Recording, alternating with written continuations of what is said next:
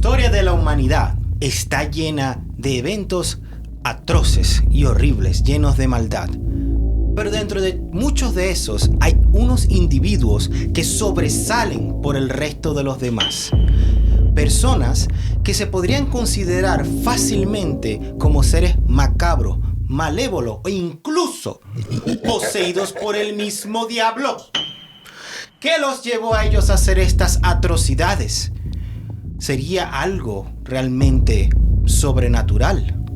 ¿O algo que estaba dentro de su mente? En este capítulo de Rompiendo el Hielo, nos vamos a adentrar en la mente de estas personas y veremos qué pudo haber causado que hicieran esos hechos. No te lo pierdas y ayúdanos a romper la barrera. Con eso, vamos a romper el hielo.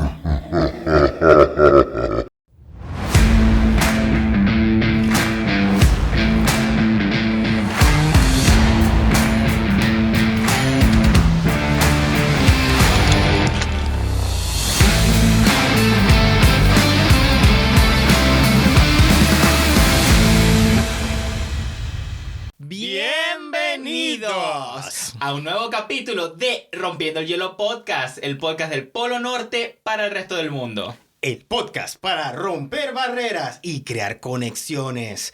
Aquí estamos en este día con tus anfitriones, tus hermanos favoritos. Yo soy Marlon. Y yo soy Brandon.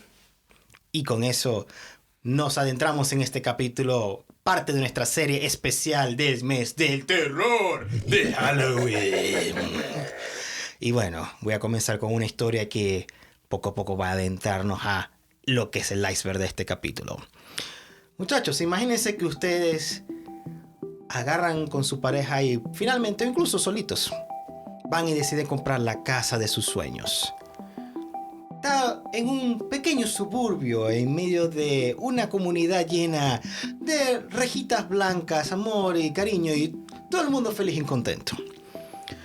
Te costó hasta el último sudor de esfuerzo de tu frente el poder sacar esa casita. Y tú dices, bueno, la quiero hacer más bonita, pues quiero hacerle una cerca. Y entonces en ese momento tú te pasas todo el día escarbando, tratando de ver los surcos de esa cerca. Y de pronto suena algo que definitivamente no es tierra, definitivamente no es roca. Tiene una consistencia diferente. En ese momento tú te paras y empiezas a escarbar con las manos y te das cuenta que lo que hay ahí es una alfombra. Con un poquito más de tiempo empiezas a escarbar más y te das cuenta que la alfombra tiene el tamaño ideal para meter a un ser humano dentro de él. Está enrollado de una forma extraña y tiene unas manchas obviamente que están mezcladas con la tierra que acaba de escarbar. Tú dices, ¿qué habrá aquí? Llamas a las autoridades en tu casita del sueño y ellos empiezan a escarbar para realmente ver, porque pareciera que es tal vez la zona de un posible descubrimiento siniestro. Bueno, esto fue lo que le pasó a la TikToker Katie Sentry en Ohio, Estados Unidos. Después de eso, la policía encontró absolutamente nada, muchachos. No estaba totalmente pelada la alfombra, no había nada ahí. Pero bueno, fue una vaina que causó mucho furor en las redes sociales. Y obviamente la TikToker, siendo TikToker, también tenía experiencia y agarró mucho, pero realmente no había nada en la alfombra. Simplemente lo que vieron, otra alfombra más vieja y sucia. Gracias a Dios no había ningún tipo de cuerpo ni nada siniestro. Pero bueno, si te gustó, obviamente dínoslo, pues. Y no dejes de comentar y seguirnos. Tú por lo menos, Brandon, ¿tú qué piensas de esta historia? Bueno, yo lo que al menos te puedo decir, que si hubiera encontrado el cuerpo, más vale que haya pedido descuento en esa casa. Porque, ¿me entendéis? O sea, eso es bastante, o sea, es lo que llaman, porque la cultura estadounidense, o al menos norteamericana, es bastante, ¿cómo dices eso? Que cree mucho en los rumores, es supersticiosa, ¿no? Entonces generalmente dice que cuando hay una tragedia en una casa, la casa una vez está embrujada, eso baja mucho el precio, cuesta más venderla, todo eso, ¿no? Obviamente no fue su caso. ¿Cuál es mi teoría? Y bueno, no sé si en Sudamérica cómo sirve este tema, pero aquí a veces deshacerse de muchas cosas es muy costoso porque tienes que llevarlo al basurero y por sí, ya gastas gasolina, pero te cobran por botarlo. Entonces mucha gente, bueno, para que no tiene tal vez tanto fondo, hace sus cositas, ¿no? Posiblemente ese fue el caso de esa alfombra. Dijo, yo no la voy a llevar para el basurero, yo la voy a enterrar bajo tierra. Sí, señor, pero aquí te cobran por peso para ir a llevarla al basurero. Entonces dijo, no, imagínate, yo me ahorro más bien el viaje de gasolina y me ahorro la botada de la basura. Exacto. Y se le mete un huequito y lo meto ahí. Pero uno también da mucho, porque se han dado casos también donde llega un inquilino nuevo, abre casualmente su jardín, no sé, está haciendo un proyecto de jardinería y resulta que lo que consigue es una sorpresa y termina siendo una escena del crimen, ¿no? Exacto. Lo que a mí me parece bastante curioso del ser humano en general es que a pesar de que estas son cosas que realmente atemorizan a uno, al mismo tiempo lo atraen a uno, ¿me entiendes? Uno realmente se siente atraído a este tipo de suspenso, de cosas de que qué será de la historia criminal, qué pasó, porque realmente esta TikToker no sabía, ya entre comillas no sabía, obviamente lo que había adentro, llamó a la policía y todo el mundo estaba, pero ¿qué pasó? ¿Qué pasó? Y eso fue algo que hizo furor en la parte de redes sociales. Claro, porque forma parte como del morbo, como que el que quiero saber, tienes que alimentar esa curiosidad que llevamos los humanos, porque al menos en la historia de la humanidad siempre se ha dado cosas. Hay dos partes muy principales que la humanidad es fanática de. Eso, y suena un poco feo, pero una es violencia y viene, por ejemplo, de los tiempos de la antigua Roma, el Coliseo, donde la gente peleaba por su vida, ¿me entendéis? Boxeo de cierta manera no es pelea por su vida, pero tiende a ser igual, esos deportes un poco más violentos y la gente igual se siente atraída por ello. Y la segunda es el morbo, o sea, el querer saber qué pasó. O, por ejemplo, en la historia, uno de los misterios más grandes, creo que lo hablamos en el capítulo anterior, está obviamente el hijo Limber, ¿me entendéis? Está en el caso de Jack el Destripador, su verdadera identidad. O sea, siempre tenemos ese innato necesidad de saber qué se esconde detrás de todos los secretos, ¿no? Todo lo misterioso. Y obviamente ahorita con la tecnología que ha avanzado tanto, se hace mucho más fácil estar pendiente de todas las noticias. Claro. ¿Qué fue el caso como este? O sea, como de todo el mundo quería saber qué había detrás de esa alfombra. Claro, eso y el porqué de las cosas, ¿no? O sea, a la larga, y eso vamos a irnos ya más o menos entrando en el iceberg, dentro de la historia de la humanidad realmente han habido personas que tú no puedes entender el por qué hicieron las cosas que hicieron y en el volumen de las cosas que hicieron. Estamos hablando de personas que, bueno, se sabe que cometieron crímenes numerosos donde acabaron con la vida de muchísima gente. Y estamos hablando de básicamente los asesinos seriales más icónicos de toda la historia, ¿no? Que tenemos en récord, porque por supuesto que la historia de la humanidad va mucho más atrás de estos años. La mayoría de los récords vienen de los años 1400 en adelante, que se sepa. Sí.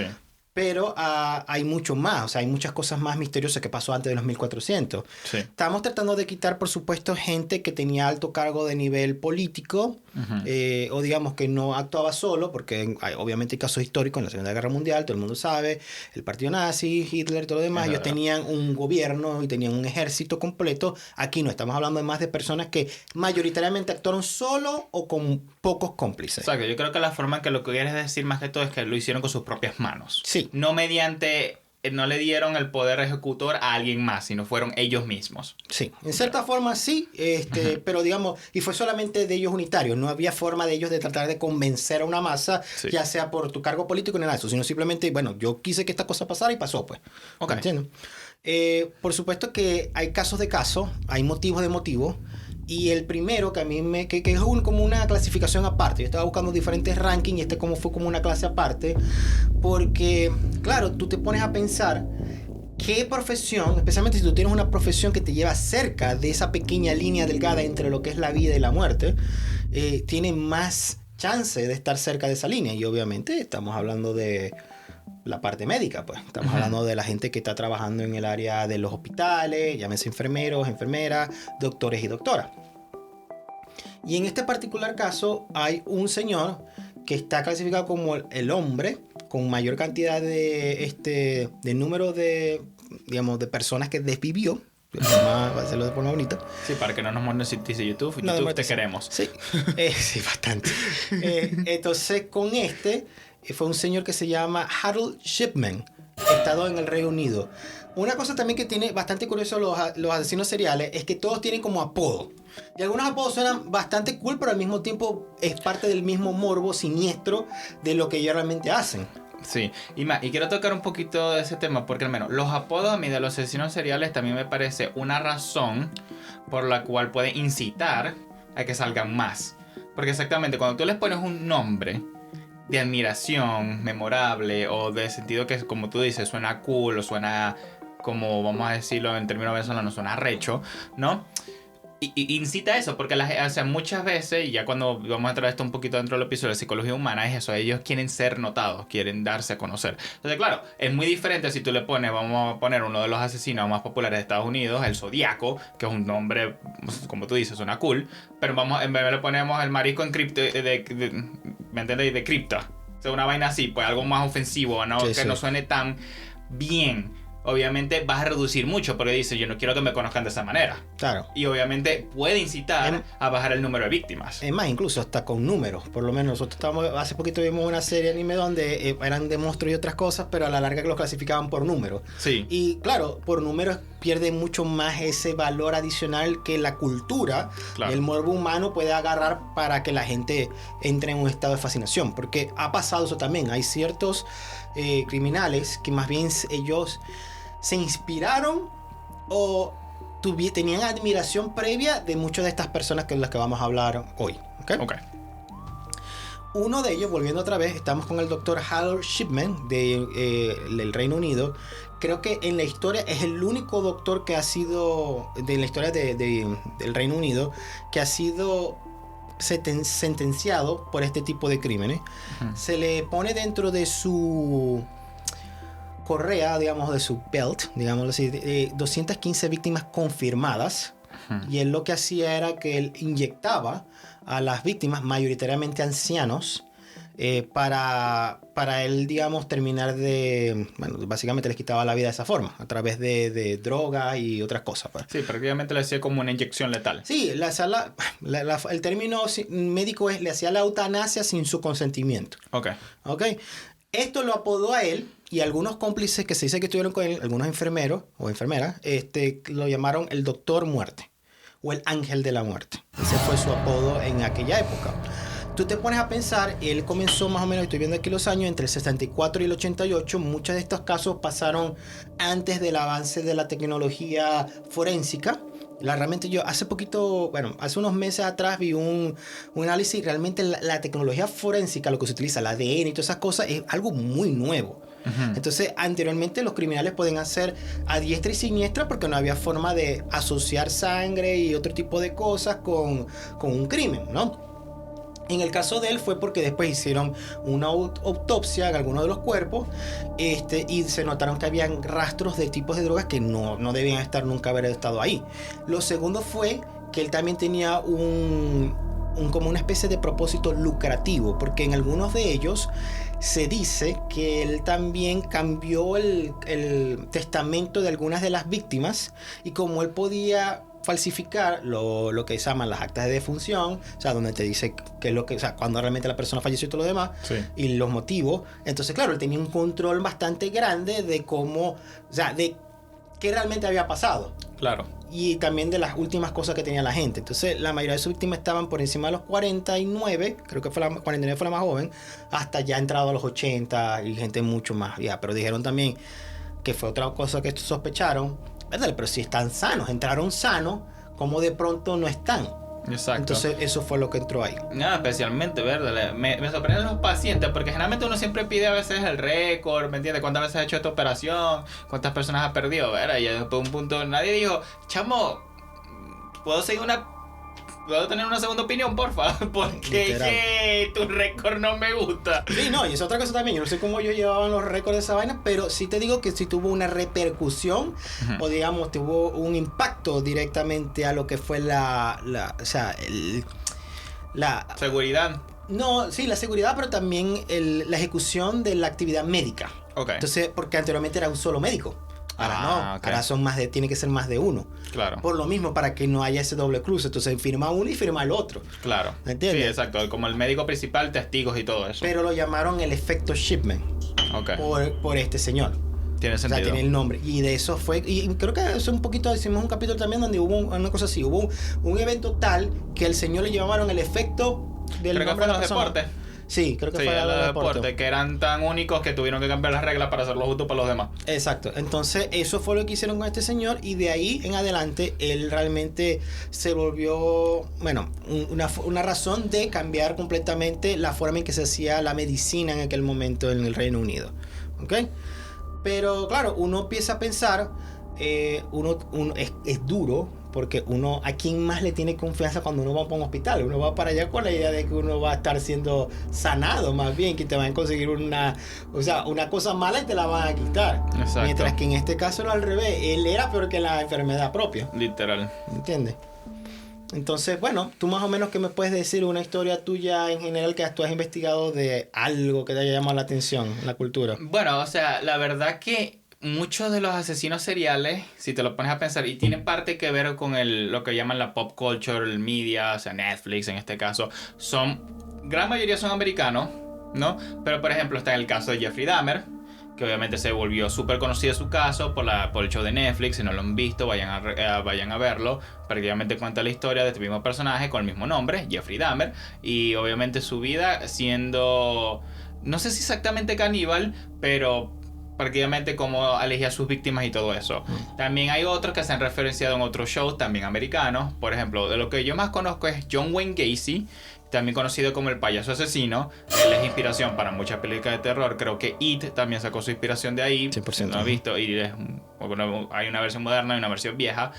También sale en American Horror History. Hay una referencia también muy grande. Entonces forma parte de lo que te digo, la cultura pop. Es lo que, pero casi siempre es americano. Y las víctimas, ahora que si mal no recuerdo, no tienden a ser tantas. O sea, puedes decir, no, tantas en el sentido que para mí una ya es bastante, pero o sea, no pasa de los 50 o 50 a veces ni 30, pues. Claro, cuando a veces uno habla de los peores, exacto, uno está muy acostumbrado a escuchar este tipo de pop culture porque claro, es lo que tú ves, está en la media, está en la televisión, hacen especiales de Netflix de eso, ¿me entendés? De que mira, promoción grandísima, Ted Bundy, o Wayne Gacy, ¿me entiendes? Pero por lo menos, dato curioso que tú nombraste a Jeffrey Dahmer, él dice, o dicen que él se inspiró en un personaje particular, no me acuerdo exactamente su apodo, no lo anoté aquí, pero se llamaba Ed Gein, el señor, Ed Gein.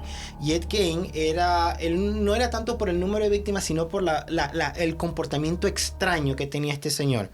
Él realmente hacía cosas con cuerpos ya fallecidos y él creaba esculturas, ¿me entiendes? Creaba esculturas, incluso hasta hacía lo que llamamos inmobiliaria.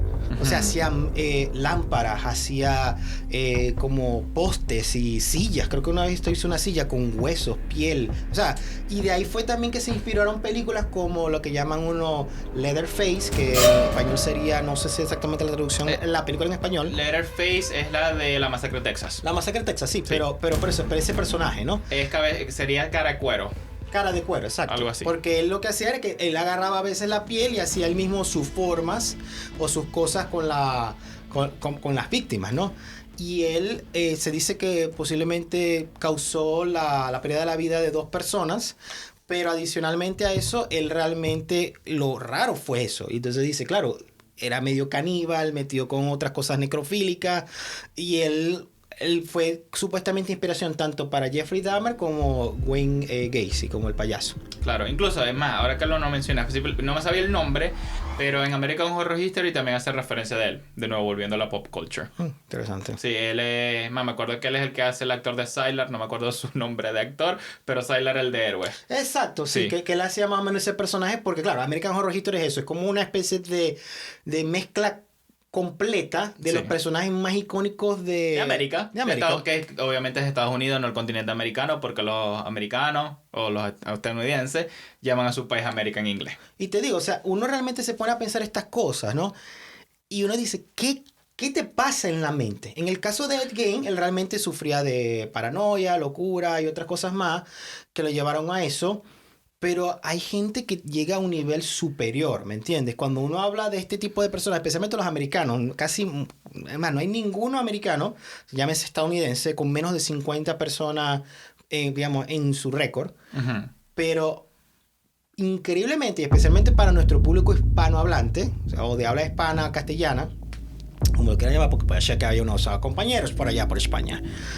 Claro que lo hay. Saludos a España. Exactamente.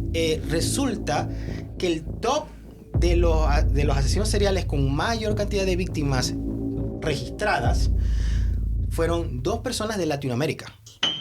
Los 2 del mismo país. Pero vamos a dejarlo eso para el final, no te lo vas a perder, que eso viene ahorita. Ahí, hablando sobre los motivos, ¿no? Hay una película que a mí me gustó muchísimo y me acordé, casualmente, estoy investigando esto, me acordé, yo dije, o sea, realmente los motivos que la gente hace vienen de todo tipo de partes. Uno habla de que a lo mejor están poseídos, ¿no? Uh-huh. Que a lo mejor una vaina, y eso también va muchísimo en la cultura de las películas, ¿no? No, que estaba poseído y causó las fechorías porque fue el diablo el que le dijo esa vaina. Y hay una película que en inglés se llama Frailty. Uh-huh. Pero en español tiene como 4 nombres. O sea, yo creo que porque lo cambiaron por razones religiosas y otra vaina. Se llama que Escalofrío, se llama La mano del diablo, La mano de Dios. Y fragilidad, una vaina así. Pero más o menos, aquí voy a poner la foto o la imagen de la película. El banner de la película. Y a mí me pareció bastante curioso, ¿no? Porque la historia general de la película era que este señor estaba... Y no es ningún spoiler, lo pueden ver en el resumen de la película. Pero este es un señor que él supuestamente le da una aparición, uh-huh, que parece ser como un ángel. Y el ángel le dice, te voy a dar el don de ver a los demonios. Y él tenía que acabar con ellos en vida. Ok. Porque él realmente estaba, o sentía que estaba haciendo una obra de Dios. Sí. Y yo decía, bueno, obviamente, dentro de un punto de vista, o sea, religioso, tú podrías pensar, cónchale, o sea, realmente te podrían pedir algo así, ¿no? Uh-huh. O sea, especialmente con los mandamientos y otras cosas más, porque independientemente de la religión, siempre está esa parte de que... Del no matarás, obviamente. Exacto. Pero entonces, en este caso, parecía que hay un plot twist al final de la película donde, ¿qué pasa si realmente te dicen tú, antes de que esta persona haga toda la fechoría? No, mira, tienes que acabar con este muchacho. Uh-huh. Y resulta que ese muchacho era Hitler, pues antes de que se convirtiera en nazi. Tú lo pensarías ahora que sabes lo que pudo haber pasado, bueno, era mejor para la humanidad. Pero en aquel momento tú no sabes, porque cómo tú puedes comprobar que realmente esa persona está haciendo... Exacto, va a ser eso, pues. Ese es el misterio, ¿no? Entonces ahí es cuando en verdad la fe toma parte muy importante, porque te digo... O sea, es complicado porque es un debate y un dilema muy fuerte. Pues exacto, como tú mismo dices, los mandamientos dicen no matarás. Entonces es como lo opuesto que especialmente un ángel te pida, no, mata. ¿Me entiendes? Pero digo, pero tu enseñanza no va con lo que me estás diciendo. Pero bueno, o sea, no quiero entrar tanto en el tema de la religión, pero eso se ha visto en la Biblia, pues, antes. Claro. O sea, que ese tipo de recado se ha pedido. Por ejemplo, creo que fue el hijo de Abraham, que el ángel le aparece y dice, no, mata a tu hijo después de que pariste no sé cuánto tiempo para poder tener a tu hijo, que le costó bastante. Y justo cuando le iba a matar, dijo, hey, no, mentira, no, eso era solo para probarte. Y digo, coño, en verdad, coño, sí, eso no son juegos, ¿vale? Hay muchos casos bíblicos que uno realmente no comprende, sí, pero como digo, esa parte la vamos a dejar para otro episodio. Yo creo que una cosa que me parece a mí bastante interesante, ¿no? Uh-huh. De la mente de muchos de esto es que algunos criminales... ellos hacen estas cosas porque sienten que están haciendo algo bueno. Correcto. Que es como dice el dicho, o sea, si tú crees que estás haciendo algo malo, no lo haces. O por popularidad, como te dije, para hacer reconocerse a ellos, para ser famosos, no, es más, la forma más fácil de decirlo es para tener una huella en la historia. Sí, pero ese es el caso de uno. Hay unos que lo hacen, o sea, hasta ahorita creo que hay como 5 casos o 5 tipos de... razones principales. La primera, bueno, o sea, la gente cree que hay una visión, llámese paranoia, efecto mental, o realmente hay algo adicional que los incita a hacer los actos. La segunda, por lucro, llámese por dinero, por algún tipo de ganancia. Yo diría que la fama entra ahí también. Yo me siento bien porque siento que estoy siendo reconocido. Exacto. ¿Me entendéis? La otra de ahí es por trastornos, y digamos que son formas de ellos de... desahogar parte de las emociones. Y la última es más que todo simplemente, bueno, por cuestiones de maldad, venganza, que por lo menos en el caso más típico de los crímenes normales, cuando no son seriales, porque obviamente los seriales son sociópatas y otras cosas así. Los pasionales. Son pasionales o son, digamos, por cuestiones criminales. Pues. Exacto, o sea, ya pasionales, por lo que no sepan, llámese celos, envidia de la pareja, cosas así. Pero siempre hay un remordimiento, mientras que en este caso no, que es la diferencia. Ellos sienten que hicieron algo bien dentro de sus estándares, ¿no? o que los lleva también a un punto de vista artístico, pues, como fue en el caso de Ed Gein, ¿no? Ujú. Dentro de todos ellos, ¿no? Estamos hablando ya un poquito más, hay demasiados, como estamos diciendo, podemos hacer fácilmente un montón de historias, podemos hacer capítulos especiales, para no hacerlo súper gráfico, porque queremos dejar eso para una ocasión especial o un capítulo especial, donde tengamos menos limitaciones, ¿me entiendes? Exacto. Pero bueno, por si acaso igual un warning, porque sí vamos a entrar un poquito en detalle. Entonces, si eres muy susceptible, te recomendamos que lo pares aquí, pero si no, obviamente acompáñanos. Bueno, síguelo, exacto, y tú mismo evalúas si sientes que algo está muy gráfico, Exacto. simplemente pásalo. Tratamos de hacerlo bastante PG. Exacto, así. porque la idea es informar y obviamente, bueno, qué podemos extraer de estos personajes, a qué los llevó tal vez a llevar a estos caminos, ¿no? Pero yo sé que hay gente que, bueno, puede ser un poco sensible, especialmente a alto nivel de violencia, como las personas que creo que me vas a contar, ¿correcto? Sí, correcto. O sea, no vamos a entrar súper en detalle en toda su vida, porque eso puede ser fácilmente un capítulo especial, Sí. pero vamos a entrar con el top 2 de los asesinos seriales más, o sea, registrados, masculinos, más grandes de toda la historia. ¿Ok? Listo. Como dijimos, el doctor es uno, pero como el caso de él era médico, Sí. y él lo hizo más que todo por fines de lucro, y como decía, no por sonar de esa forma, pero lo tenía más papaya, lo tenía más fácil porque estaba dentro de un ambiente que era vulnerable. Exacto, y la idea es con la vida y la muerte prácticamente a diario. Exacto, entonces para él era mucho más fácil comparado con estas personas cometer sus fechorías, ¿no? En el caso de el primero, tenemos a un señor apodado el monstruo de los Andes. Y estamos hablando del señor Pedro Alonso López. Este señor nació en Venadillo, Tolima, en el país de Colombia, Sudamérica. Él confesó que tuvo más de 300 personas que perdieron la vida a través de él, ¿no? Pero solamente se confirmaron 110. Y esto pasó entre los años 70 al 80. Ujú.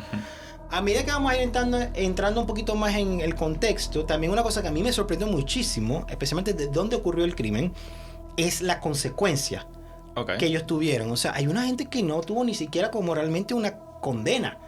O sea, y en este caso es uno de ellos.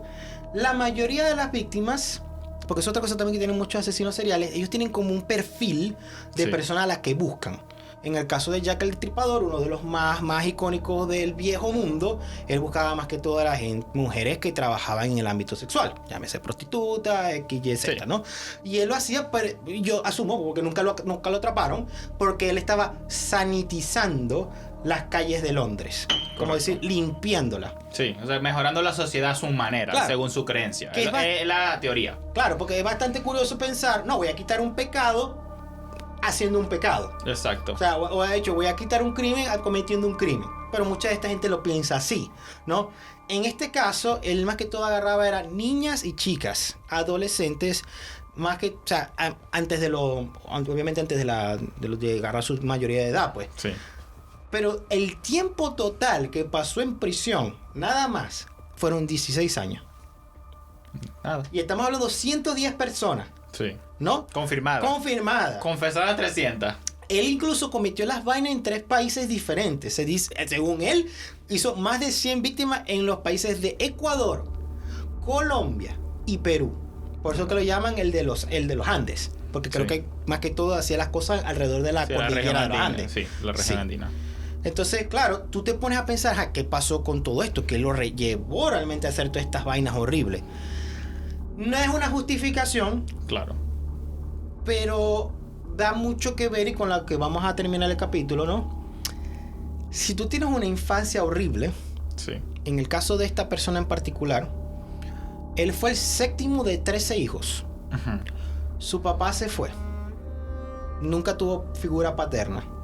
Su mamá casualmente era una mujer de la vida también. Ujú. Vivía de eso, y como ellos vivían 3 hermanos todos en el mismo sitio, ellos era un cuarto, no tenían dos cuartos separados. Entonces lo Sí. que hacía su mamá era que separaba la vaina con una cortina, Ujú. nada más.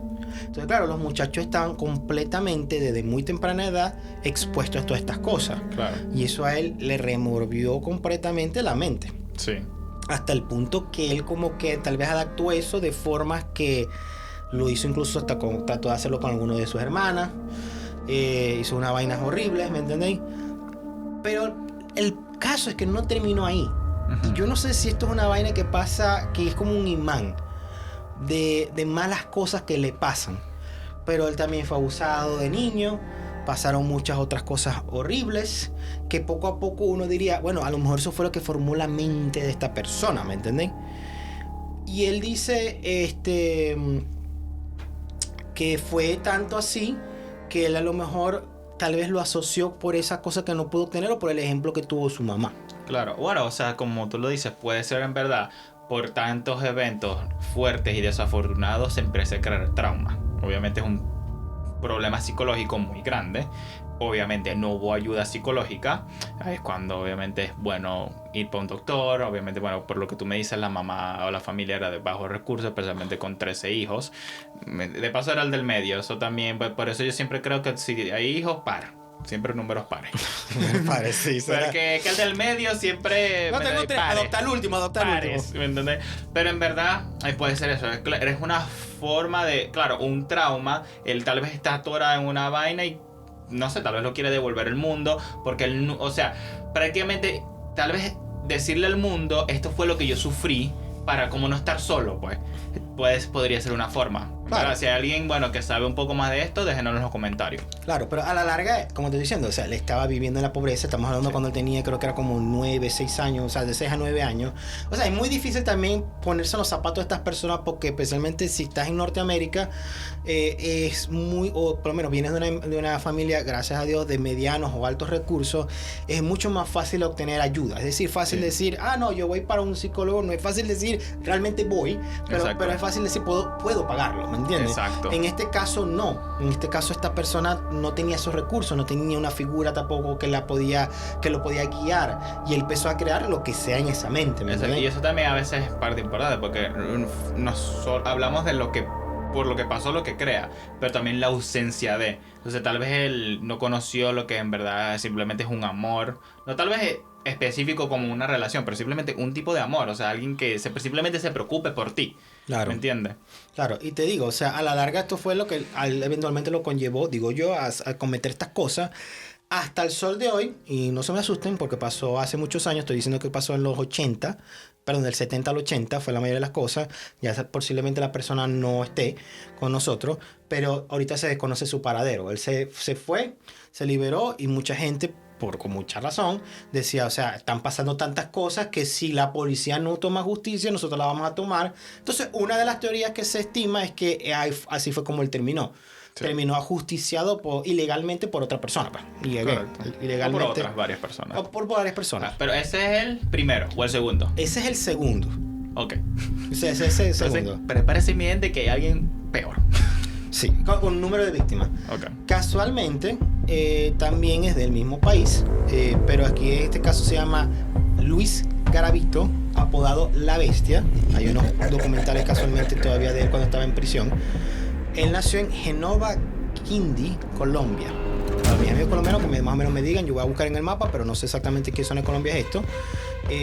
Y él cometió confirmadas 193. Tiene 193 víctimas confirmadas, pero se dice que fueron más de 300 entre el año 92 y el 2000. Aunque eso es bastante reciente. Sí. Y como digo yo, su zona de acción fue el tricolor de Simón Bolívar. Fueron lo que era Venezuela, Colombia y Ecuador. Ahí fue donde él hizo estas cosas, ¿no? Muy parecido en el caso del señor Pedro Alonso. De aquí también tuvo una familia muy, muy disfuncional y muy no buena. O sea, tuvo una infancia muy dura. Se dice, tuvo sus dos padres, pero supuestamente su papá como que abusaba de él, de las dos formas, física y tal. Esto causó que él sufriera de psicosis, paranoia, depresión y otro tipo de cosas así también. Y tú te pones a pensar realmente, o sea, cónchale, él incluso, creo que lo pusieron, una de las cosas que leí, lo pusieron al cuido de un señor que era muy religioso y otro señor que era enfermero. Sí, como un vecino, una vaina así. Sí, no era enfermero, el farmacéutico. Ajá. Y los tipos como que lo torturaron, también abusaron de él, lo quemaban. O sea, yo digo, primero que nada, ¿por qué? O sea, porque uno dice... que esta gente horrible, sí, es horriblísimo, o sea, es horrible, espantoso, horripilante, pero esta gente también que le hace esta vaina a esta gente, o sea, ¿dónde quedáis vos si estáis formándolo, básicamente? Exacto. ¿Me entendéis? Bueno, y obviamente, entrando un poquito más en la historia de este señor, y creo que todo el mundo lo sabe, obviamente ellos también se llevaron sus consecuencias por sus actos, ¿correcto? Estas dos personas. Bueno, yo espero que por lo menos es un remordimiento de conciencia lo que venga después, pero, o sea, no sé, porque yo no pude seguir directamente la línea de las cosas de la gente mala, porque eso es lo que él dice, ¿no? Sí. Es su testimonio. Claro. Yo no como creer el testimonio, y aparte eso sí, la cosa quedó impune, como tú sabes.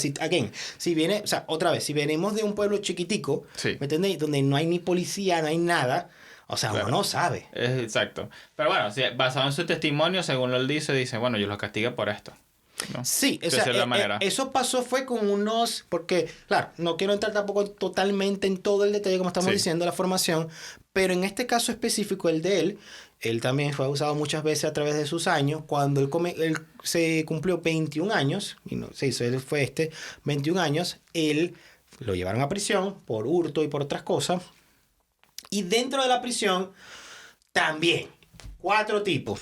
¿Me entendéis? Entonces digo, bueno, imagínate. Y ahí fue cuando él como que destapó. Sí. Y dijo, yo no voy a volver a ser víctima otra vez. Y se los llevó a los 4 con él. O sea, entonces se los llevó simplemente a los 4. Sí, prácticamente Los desvaneció. los desvivió. Los desvivió, exacto. Y como era en defensa personal, nomás le dieron 2 años más Ok. de prisión. Entonces él salió de esa y después fue que empezó toda la línea completa donde principalmente sus víctimas eran muchachos jóvenes, niños y adolescentes jóvenes, varones. Ok. Que, again, cosas curiosas. Basado en su testamento, veo un poco el patrón. Sí, esos testimonios. Ajá. Y tú te pones a pensar, a la larga era como una especie de imagen de él mismo. Ujú. O sea, es como si fuese él mismo. Sí. Y eso era a sus víctimas. Porque tal vez era la idea de que, no sé, bueno, yo no soy un psicólogo, pero lo que Sí. estoy asumiendo aquí son mis teorías, de que él a la larga lo que estaba era sentir ese síndrome de debilidad Sí. y al ahora estar en una posición de fuerza, él podía ser el que hacía las cosas que a él le hicieron. Exacto, o como dije igual en el caso anterior, no sentirse solo, hacerle a alguien pasar por lo mismo para él no sentirse solo en el mundo. Claro. Porque estoy casi seguro que cuando obviamente esas situaciones según su testimonio pasaron, él se sintió solo. Sí. Porque él digo, uno que hice yo para merecerme esto y por qué a mí me tiene que pasar esto, ¿no? Claro, o sea, y bueno. Y es bastante triste si lo ves así, obviamente, nuevo, no es justificación, porque igual fuiste el causor de demasiado daño, pero es bastante, bueno, tampoco es justo lo que le pasó a él, si eso en verdad es su realidad. Claro, o sea, yo por lo menos personalmente siento que es difícil, como decir, manejar completamente los primeros años de la vida de todo niño en el mundo, porque Sí. yo sé que hay unos que desafortunadamente no tienen una infancia buena. Hay otros que tienen la virtud y más bien es al revés, van por malos pasos después de que tienen casi todo y no son agradecidos. Uno tiene que ser muy agradecido con las cosas que uno tiene. Pero en este caso en particular sí, tienden a formar este tipo de cosas. No sé si lo dije, pero a él, por este tipo de cosas que hacía, especialmente a niños y adolescentes, Sí. se le apodó la bestia. Ese es su Correcto, apodo, sí. la bestia. Entonces, con esto es como el pequeño preámbulo a la última persona con la que vamos a cerrar el capítulo ya, que fue la persona en la historia con la mayor cantidad de muertes confirmadas bajo su mano o su mandato. Ok. ¿Ok? ¿Tienes una media idea de quién tú crees que puede ser? Ni idea. ¿Crees? Pero la pregunta es, ¿hombre o mujer? Que eso es un detalle bastante curioso. Porque, ¿viste? claro, hablamos de 2 hombres, pero no hemos tocado ninguna mujer. Bueno, curiosamente, la persona con el mayor récord registrado históricamente no era un hombre, era una mujer. Ok. Una mujer. Se le conocía como, creo que era una duquesa, Erceberg Báthory. O Bathory. Ok. Bueno, te puedo decir algo. Puede ser maracucha. Sí, no, 100% puede ser maracucha con ese nombre. Pero... No es latinoamericana, Ok. número 1, para ya sacar también de duda al resto de la gente. Los otros 2 sí eran latinoamericanos y, Sí, y hay como 2, 3 más que también están ahí, pero son del lado masculino, Ok. ¿no? Y estamos hablando solamente de individuos por ahorita. Sí. Esta señora se le conoce como la condesa sangrienta Ok. o la condesa de la sangre, una cosa así, ¿no? Ujú. Y ella vivió en el reino de Hungría. Ella era una noble. Ok. Básicamente era como Sí, realeza. reina, princesa, duquesa, creo que Sí, fue que se dije. tenía un título, pues. Sí, tenía un título nobiliario muy alto. Ella actuó entre los años 1585 y 1610. Estamos echando para atrás bastante, ¿no? Sí. Y todavía sí se le descubrió. Perteneciente a las familias más antiguas también de lo que era Transilvania. Sí. Para la gente que no lo sepa, ahí donde también nació.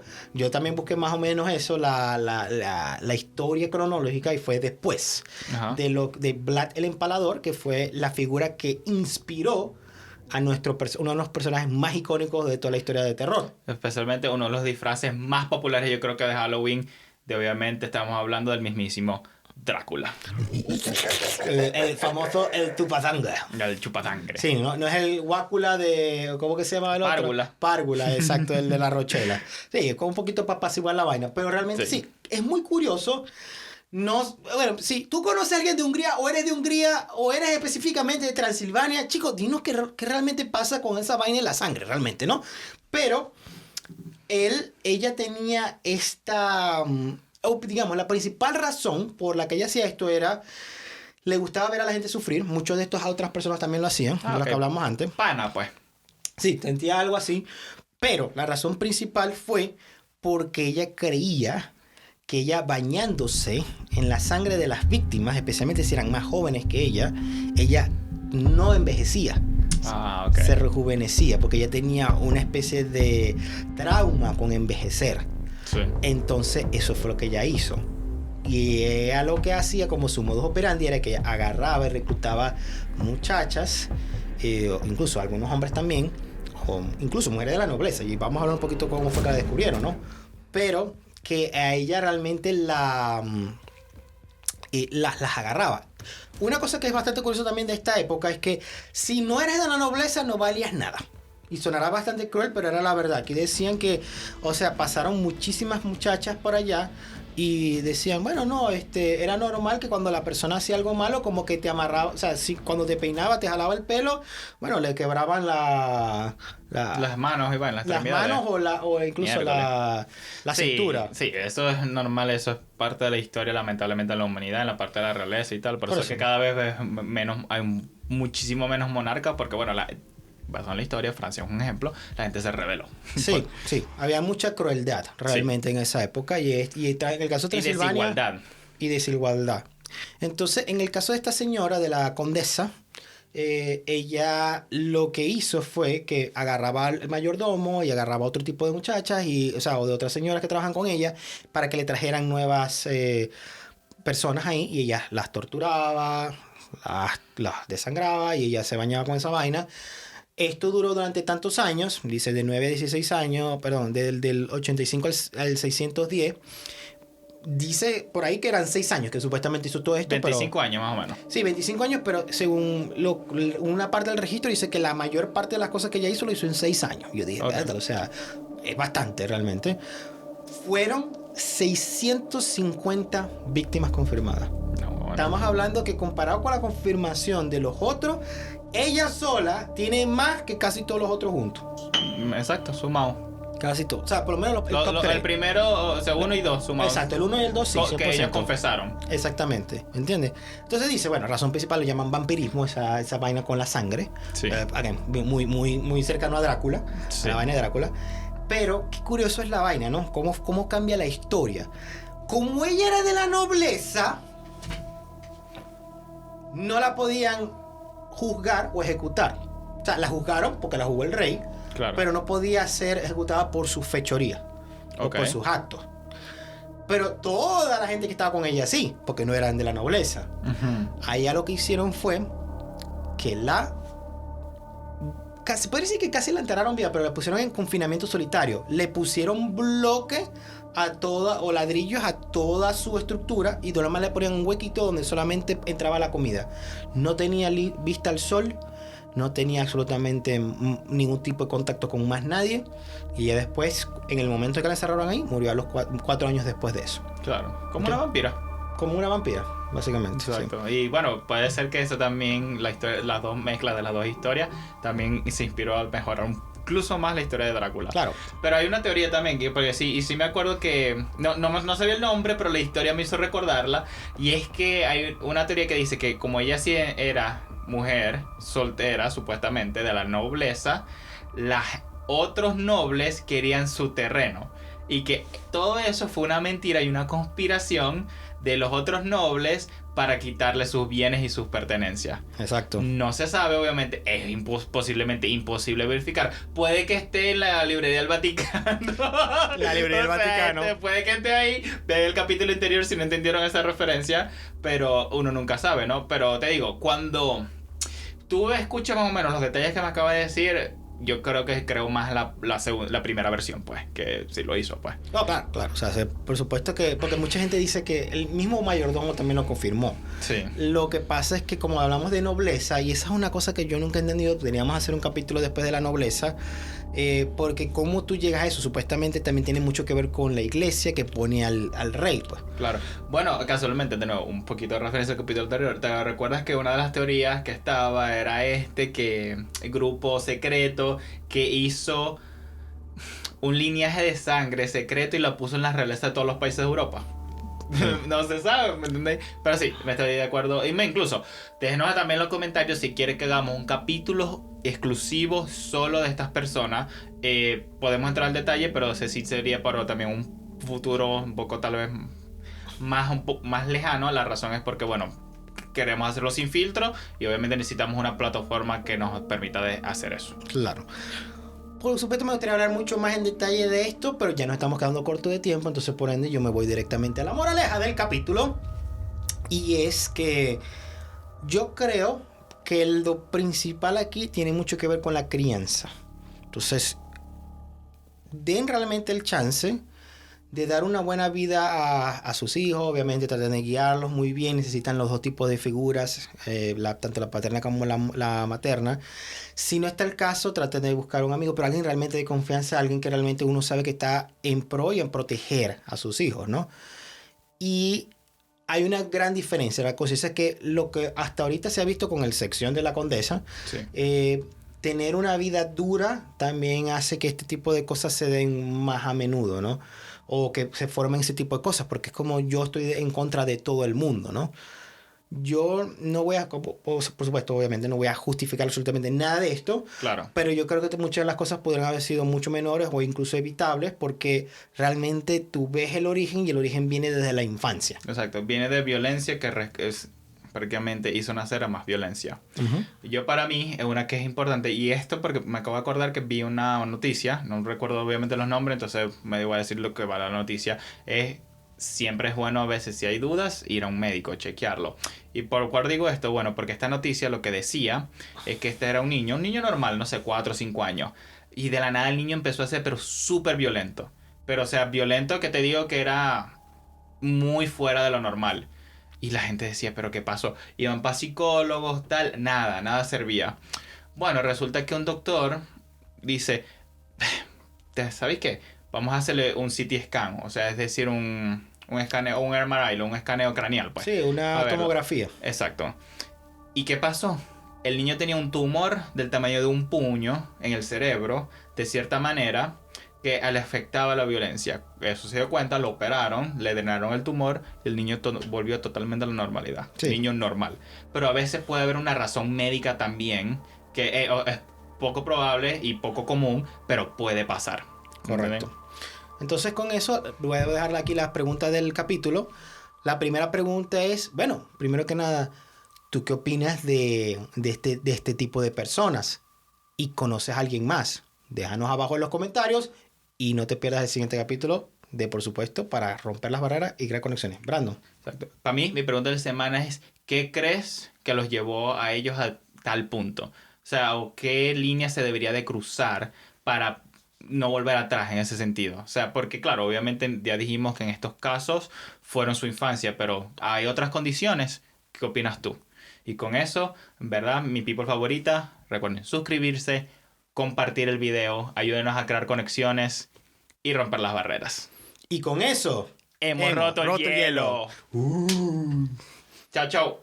Chacho, me cuidan.